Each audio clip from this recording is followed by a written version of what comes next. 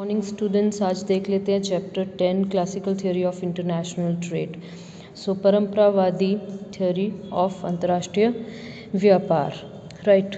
तो सबसे पहले देख लेते हैं कि इसमें हमने थ्योरी ऑफ कंपैरेटिव कॉस्ट करना है, जो कि हमें दिया है डेविड रिकार्डो ने अपनी बुक में principles of political economy and taxation 1817, and then Torrens ने an essay on the extended corn trade 1815। ठीक है। So it's also known as theory of comparative advantage. तो यहाँ पे उन्होंने कहा है टर्म्स ऑफ ट्रेड और price were determined by the reciprocal demand. Reciprocal demand ये होता है, पहली बात कि जब हम अंतर्राष्ट्रीय व्यापार की बात करते हैं तो कुछ सवाल हमारे सामने खड़े होते हैं कि व्यापार होना चाहिए या नहीं होना चाहिए, या किन टर्म्स पे होना चाहिए, क्या प्राइजेस होना चाहिए, किन कंट्रीज़ के साथ होना चाहिए, कैसे होना चाहिए।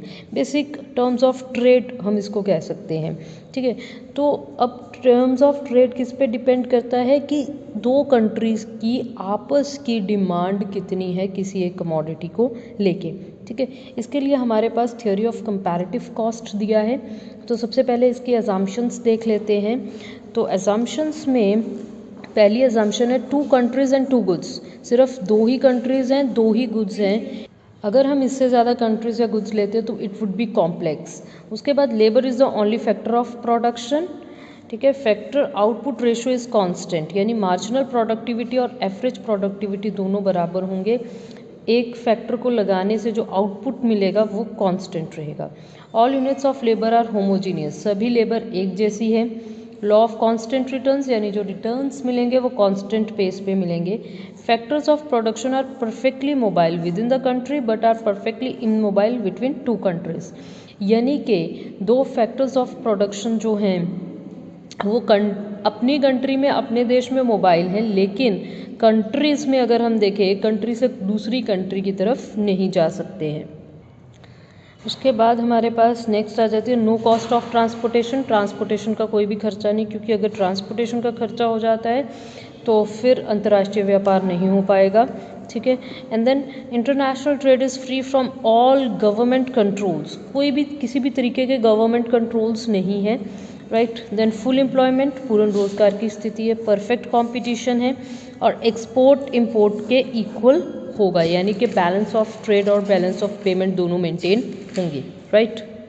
उससे आगे हम देख लेते हैं बेसिस ऑफ इंटरनेशनल ट्रेड। इसमें तीन चीज़ें हैं हमारे पास, absolute difference in cost, comparative difference in cost and equal difference in cost. ये तीनों ही बहुत इंपॉर्टेंट हैं, तीनों को बड़े अच्छे से देखेंगे। सबसे पहले देखते हैं एब्सोल्यूट डिफरेंस इन कॉस्ट। अब यहाँ पे हम दो कंट्रीज़ लेंगे, जैसे कि सपोज करके चलते हैं, ये सारा का सारा थ्योरी जो है वो सपोज किया हुआ है हमने। ठीक है। तो दो कंट्री हैं इंडिया एंड नेपाल। तो उस जब प्रोडक्शन बिफोर इंटरनेशनल ट्रेड, और दो कमोडिटीज़ हैं rice and wheat. International trade के पहले जो प्रोडक्शन है, राइस का कितना है 2, व्हीट का कितना है 4 फॉर इंडिया। नेपाल में कितना है 4 एंड 2। अब यहाँ से अगर आप मोटे मोटे तौर पे देखेंगे कि अगर इंडिया अपनी लेबर को यूज़ करती है तो या तो वो 2 राइस के यूनिट बना ले या 4 व्हीट के बना ले। ठीक है। राइट। नेपाल जो है उतनी ही लेबर को यूज़ करके या तो 4 राइस बना ले या फिर 2 व्हीट बना ले। अब देखा जाए इंडिया को क्या चीज़ बनाने में इजी है, व्हीट बनाने में, और नेपाल को डेफिनेटली राइस बनाने में। अगर यही इंटरनेशनल ट्रेड करते हैं तो इंडिया कितना बनाता है 0 राइस। ठीक है। व्हीट कितना बनाएगा 8, और नेपाल 0 बनाएगा व्हीट और 8 बनाएगा राइस। ठीक है। अब यहाँ पे देखें राइस में -2 हो गया, 2 था अब 0 हो गया, -2 हो गया। लेकिन व्हीट में क्या हुआ, 4 था 8 हो गया, +4 हो गया। ठीक है। सिमिलरली यहाँ पे देखें 4 से 8 +4 हो गया। ठीक है। 2 एंड 0 -2।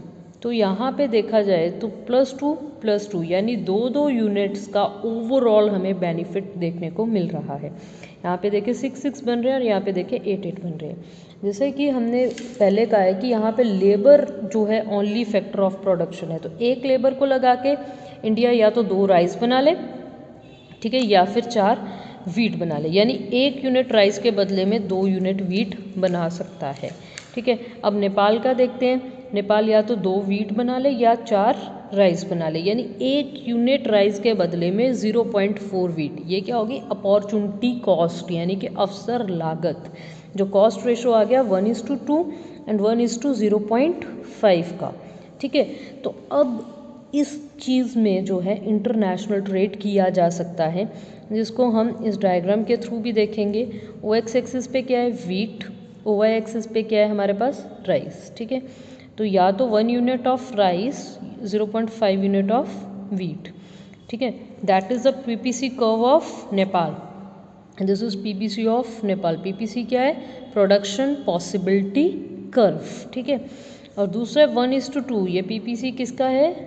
Of India. ठीक है।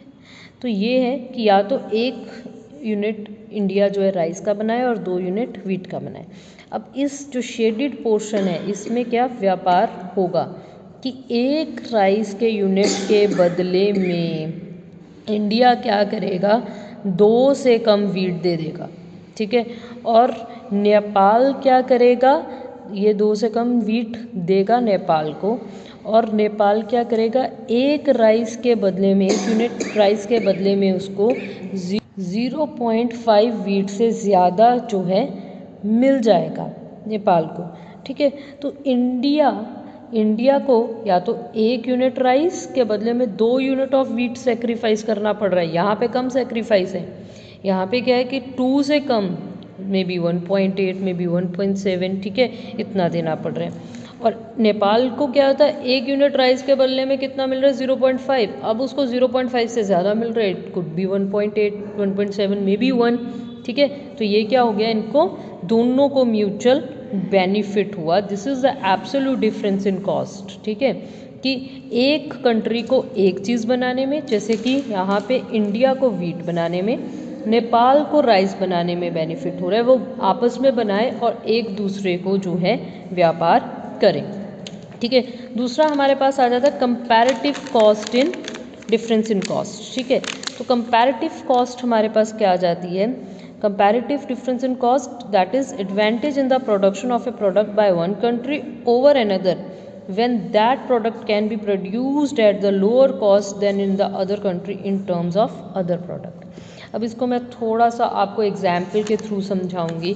इसमें मेरे पास एक एग्जाम्पल है, कंपैरेटिव में है कि सपोज एक जो है वो लॉयर भी है, एक पर्सन, और वो टाइपिस्ट भी है।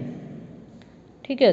अच्छा लॉयर भी है, अच्छा टाइपिस्ट भी है। अब वो दोनों ही काम अच्छे कर सकता है, लेकिन लॉयर को लॉ के रिगार्डिंग काम करने में ज़्यादा, कंपैरेटिवली ज़्यादा बेनिफिट है, और वो टाइपिंग का काम किसी और से करवाए, वो उसका कंपैरेटिव डिसएडवांटेज कम हो जाएगा।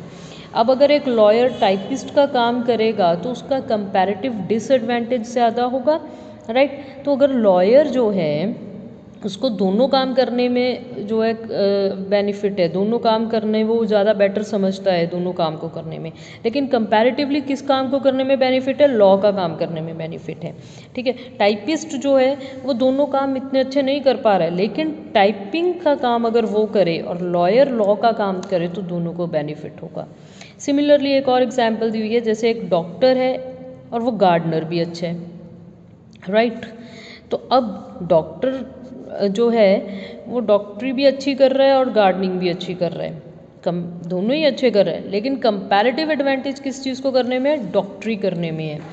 गार्डनिंग वो किसी और से करवाए तो उसका कंपैरेटिवली डिसएडवांटेज जो है कम होगा, राइट।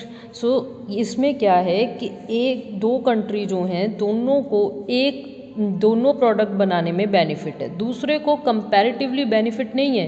तो हमने कंपैरिजन में देखना है अब कि किस कंट्री को क्या चीज़ करनी चाहिए। Let's see it. अब देखिए हमारे पास 2 कंट्रीज़ हैं, इंडिया एंड नेपाल। तो production before international trade, rice and wheat. अब इंडिया क्या है? 10 राइस बना सकता है, 10 ही वीट बना सकता है, लेकिन नेपाल 4 राइस और 8 वीट। ठीक है। अब यहाँ पे देखिए इंडिया दोनों ही चीज़ें अच्छी बना रहा है, दोनों ही चीज़ें जो है उतने ही बना रहा है जितनी बनानी चाहिए। ठीक है। लेकिन किस चीज़ में उसको ज़्यादा कंपैरेटिवली एडवांटेज है या डिसएडवांटेज है वो देखते हैं। अब लेकिन अगर हम देखें नेपाल 4 और 8 बना सकते हैं, तो देखा जाए नेपाल को वीट बनाना चाहिए, नेपाल को राइस नहीं बनाना चाहिए, ठीक है। तो इंडिया क्या करेगा, इंडिया राइस बनाएगा 20, वीट नहीं बनाएगा उतनी लेबर से, और नेपाल क्या करेगा 16 वीट बनाएगा, ठीक है। अब यहाँ से देखें तो 14 राइस बने, 18 वीट बने। अब यहाँ पे 20 राइस एंड 16 वीट, ओवरऑल अगर हम देखें तो यहाँ पे +6 और -2 आ गया है, यानी कि यहाँ पे +10 -10 -4, ठीक है, एंड +8, 6 प्लस हो गए -2 हमारे पास आ गया। तो यानी कि यहाँ पे अगर हम देखें तो ओवरऑल हमें बेनिफिट हुआ है, ठीक है। 16 वीट और 20 राइस हमें मिल गई, या फिर हमें क्या मिलते 20 यहाँ से मिलता हमें, और यहाँ से कितना मिलता 8 + 4 12, right.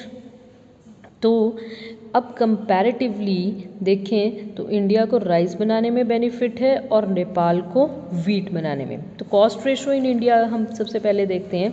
Cost ratio of rice देखते हैं, इंडिया 10 यूनिट राइस बना पा रहा है, नेपाल 4 यूनिट्स। यहाँ पे कितना आ गया 2.5 का गैप आ गया, राइट। कॉस्ट रेशो की बात की है ये हमने, इंडिया के कॉस्ट रेशो की बात की है कि अगर इंडिया के मुकाबले नेपाल 2.5 जो है ज़्यादा बना पा रहा है। वीट देखें तो इंडिया 10 यूनिट बना रहा है, नेपाल 8 यूनिट बना रहा है, तो ये है 1.25।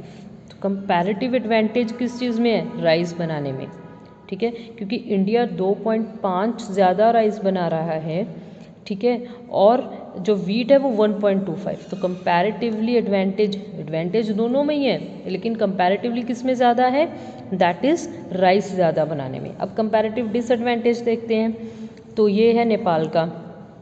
नेपाल का कॉस्ट रेशो अगर हम देखें तो कॉस्ट रेशो ऑफ वीट जो है वो है कि 8 यूनिट वीट के बना रहे हैं 10 यूनिट के मुकाबले 0.8, कंपैरेटिव डिसएडवांटेज 0.8, ठीक है।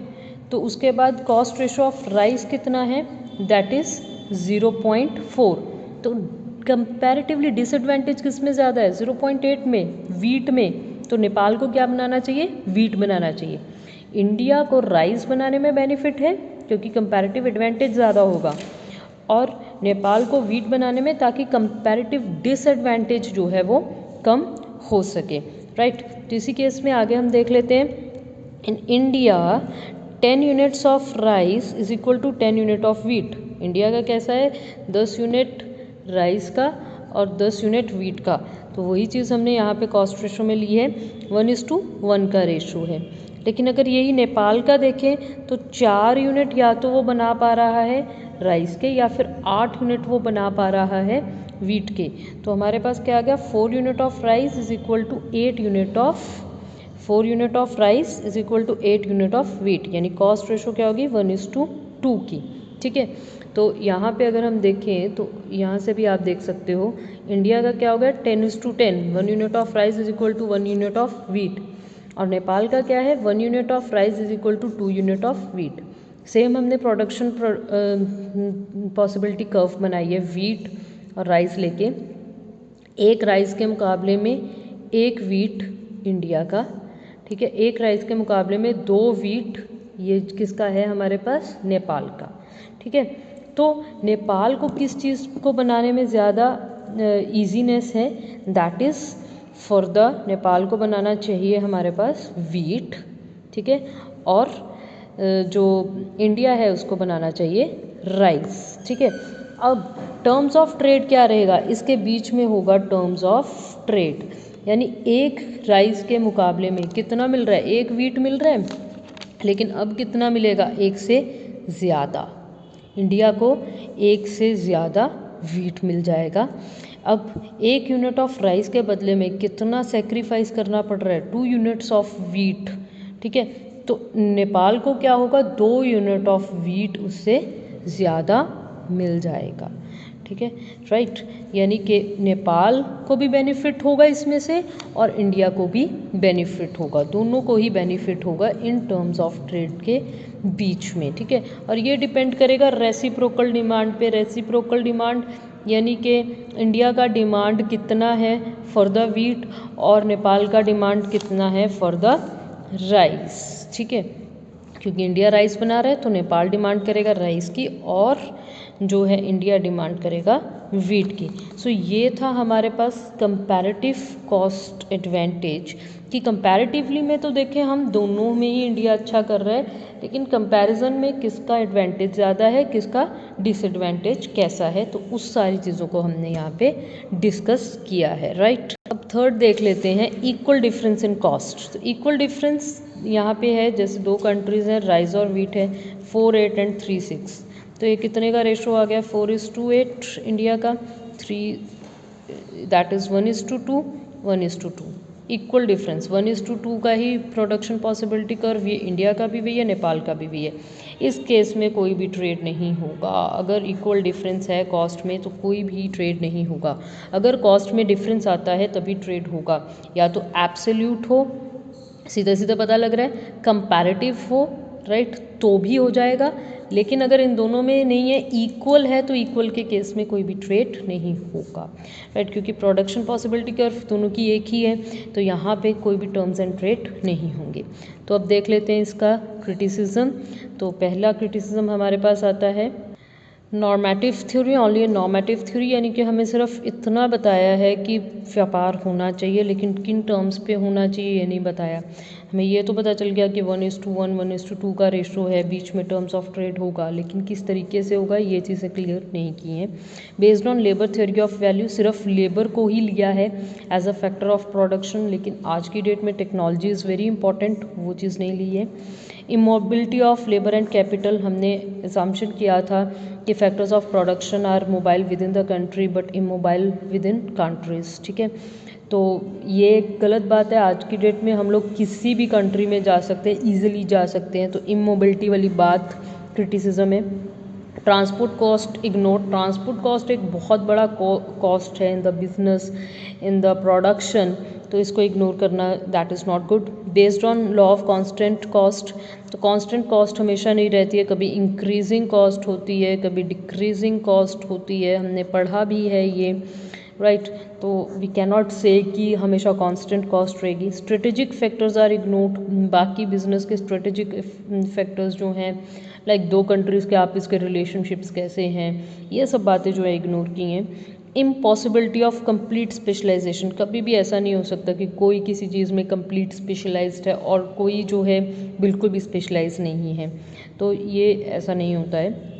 Ignores the distribution of gains of trade, जैसा कि हमने प्रोडक्शन पॉसिबिलिटी कर्व बनाई कुछ ऐसी सी, तो हमने ये बता दिया कि इसके बीच में ये शेडेड पोर्शन है, ये टर्म्स ऑफ ट्रेड है, लेकिन हमने ये नहीं बताया कि कैसे डिस्ट्रीब्यूट करें उनको, कैसे गेन्स ऑफ ट्रेड को डिस्ट्रीब्यूट किया जाए। More than 2 goods, actually life में बहुत सारे गुड्स होते हैं, लेकिन हमने यहाँ पे सिर्फ 2 गुड्स लिए हैं, बेकार सी असम्पशन है ये एक। Based on free trade, free trade ठीक है कुछ हद तक अब फ्री ट्रेड होने लगा है, बट एब्सोल्यूट फ्री ट्रेड नहीं होता है, तो ये भी एक गलत असम्पशन है। स्टैटिक कंडीशंस, तो यहाँ पे बहुत स्टैटिक कंडीशंस लिए हैं, लाइक चेंज इन टेक्नोलॉजी हो सकता है, कैपिटल एंड लेबर मोबाइल हो सकती है, तो बहुत सारी कंडीशंस है जो है चेंज होती रहती हैं, तो हम इसके बारे में जो है ये नहीं कह सकते हैं कि it could not be changed, it could be changed, ठीक है। Then one sided, of course ये एक वन साइडेड थ्योरी है, क्योंकि हमें सिर्फ प्रोडक्शन के बारे में बता दिया, व्हाट अबाउट डिमांड उसके बारे में नहीं बताया है, व्हाट अबाउट अदर फैक्टर्स। तो ये थे हमारे criticism, that's all about the theory. Thank you very much and it's very important, do it, right. Thank you.